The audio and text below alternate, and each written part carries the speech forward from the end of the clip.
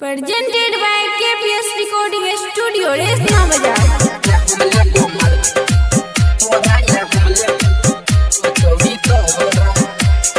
मकई वाला खेत में बिछोइने छियो बोरा, मकई वाला खेत में बिछोइने छियो बोरा। या हम लेबो छौरी तोरा, या हम लेबो छौरी तोरा, या हम लेबो मालगे तोरा, या हम लेबो मालगे तोरा।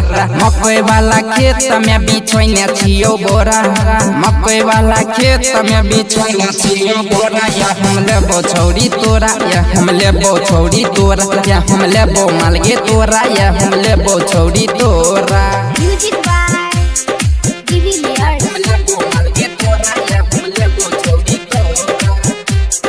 Music by presented by KPS Recording Studio, Resna Bazaar.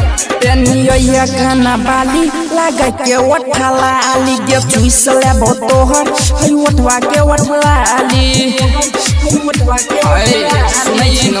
पेनिया खाना बाली लगा के उठला आली गे चुइस लेबो तोहर हई उठवा के उठला आली।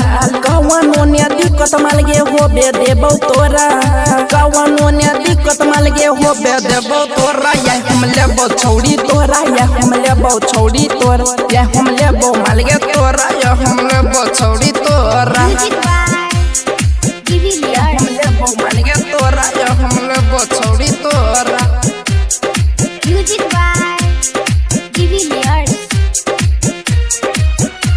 कमलापुर के छौड़ा छे बहुते कमाल गे, चिखाबे ने गे छौड़ी तू अपन सामान गे छौड़ी, तू अपन सामान कमलापुर के छौड़ा छे बहुते कमाल गे, चिखाबे ने गे छौड़ी तू अपन सामान गे।